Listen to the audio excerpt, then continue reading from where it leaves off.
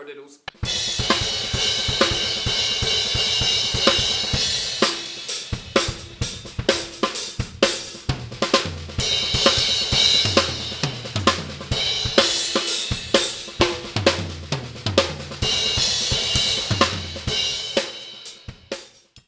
Hey drummers, how's it going? It's Alex once again, bringing some more fun-free drumming ideas. Got a nice little sticking pattern for today, which is really going to sort of strengthen that weaker hand. It's kind of like an inverted standard paradiddle mixed together, and we're going to turn it into a really lovely sounding drum fill. So sit back and I'll break it down.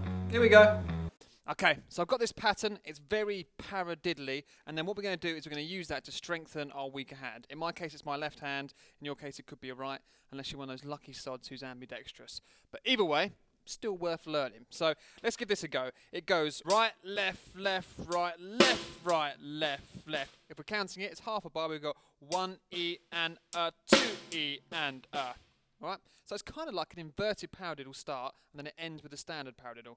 Right, left, right, left. So my weaker hand is doing all the work. It's doing the accent, it's doing the ghost notes, and the right hand's just chipping in and filling in the bits.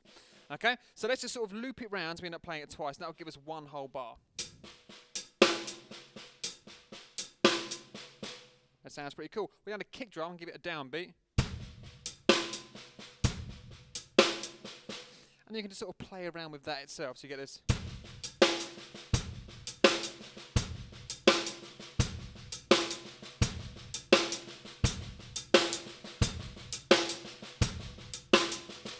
And that's a really good place to start. Now you want to keep those ghost notes nice and soft, all right? You don't want to be gripping the stick too hard. When you're doing those ghost notes, you don't want to be sort of like coming from up here. You want to be like tapping it and just using your little fingers at the back here. You don't want to be using too much wrist.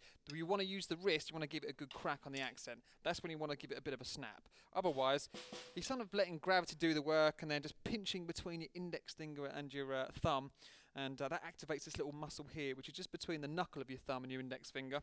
So you'll see a few drummers now have like a little bloop, little lump there, if they've been practicing. Mine should be bigger. But anyway, if you keep it like that, then it should sound pretty good. So let's try it one more time.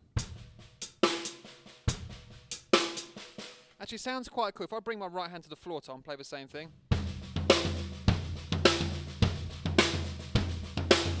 And we speed it up. We can use it as a fill.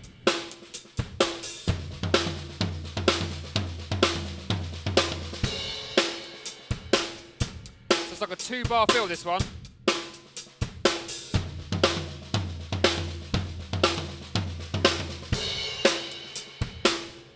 Okay, now with that idea, I can just move my right hand anywhere around the kit, so you could be like.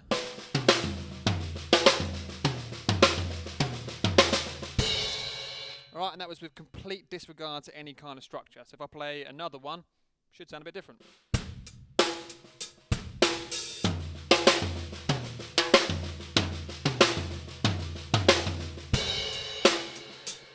And you can come up with some cool ideas like that.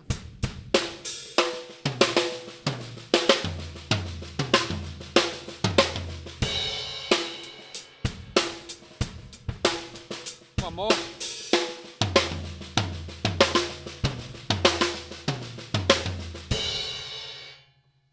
And then you can speed them up.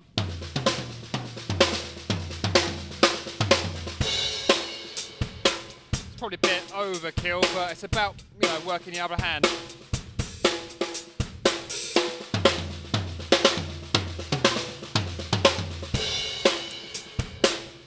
Okay, so that's exercising and practicing it as a 2-bar fill. Now what I want to actually do is just change up the second bar slightly. So the first bar we've got 1 E and a 2 E and a 3 E and a 4 E and a. Same pattern basically repeated twice. On the second bar, I thought we could just mix it up a tiny bit and make beats 1 and 2 this pattern here. So we're going to go right, left, right, left. And then we play our pattern, right, left, right, left. So let's see what that sounds. So I'll play just bar 2. So now if I take the second bar and I'll just add the first bar in front of it, then you'll see how it all works and it sort of links together. So we've got.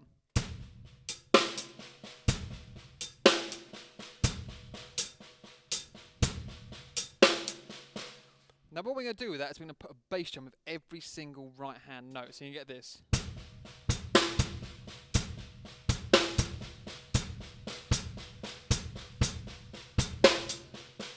Except I didn't on that last one. Let's try that again.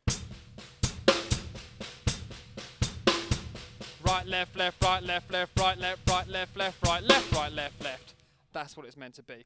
Okay, so we've got the first bar. It's just the first bar is just that pattern repeated twice. The second bar, beats 1 and 2 are now right, left, left, right, left, left, right, left, and then beats 3 and 4, the second bar, they're back to normal. Okay, and you can incorporate that into what the idea we were doing earlier. But what we're going to do now is we're going to chuck this idea over to the crash, and this is where it starts to sound pretty fat. So let's just play it a bit slower, and then I'll speed it up, and then we can see where we're going.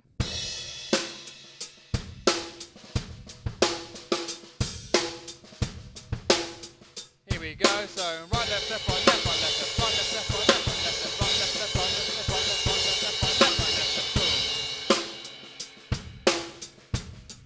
left. I'll be quiet this time.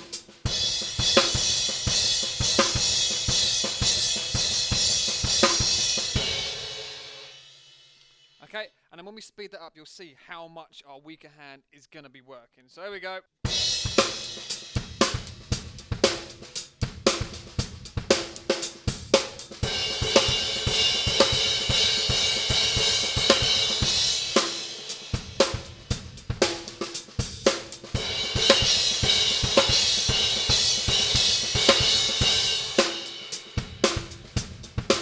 Hold on.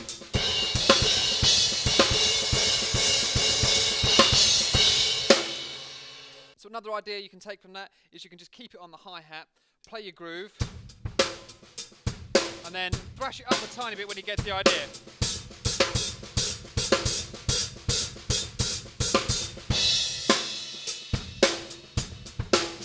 Here we go again.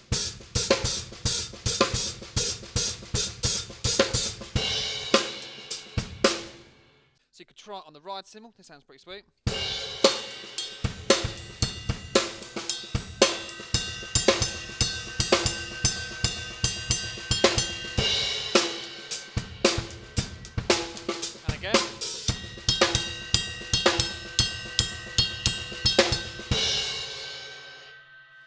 Okay, now strengthening up your hand is not easy. It doesn't happen overnight.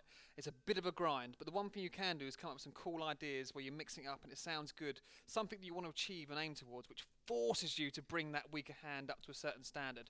So just come up with ideas, find a feel you like, get it to the point where you're like, oh, it's a bit of a struggle, and then practice it. But over time you'll get better and better, and automatically that hand's getting stronger and stronger, and you'll find you'll start adding extra ghost notes into your grooves, some double lefts, within your drum fills and stuff like that, and everything becomes a bit easier, and you can start opening up new doors to new concepts, drum fill ideas, beats and stuff like that. So what I'll do is I'll play some basic grooves, and I'll just chuck that, in some of the ways I've shown you in the video so far, and then we'll see goodbye. So here we go.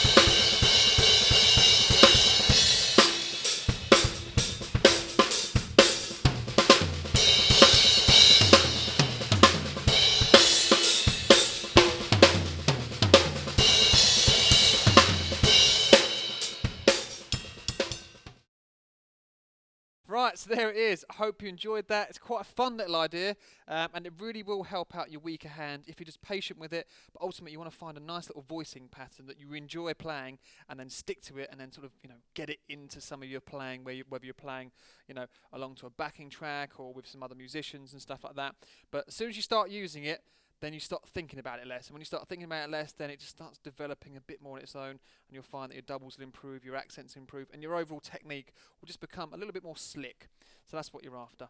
If you did enjoy the video, please hit the like button and subscribe. That'd be great. If you want to come and say hello, Facebook or Twitter's the place for that. I just want to say a massive thank you to everyone that comments every week and really, such really nice messages. I don't get round to replying to them right away because I'm at work. I have to scroll through them on my phone. But, I'll do it in waves. As soon as I get round, I'll do my best to reply to all of them. So thanks for that. Anyway, if you want the sheet music for it, go and download it from onlinedrummer.com. I'll stop rambling. I'll say goodbye, and I'll see you next week. All right, guys. Cheers. Bye.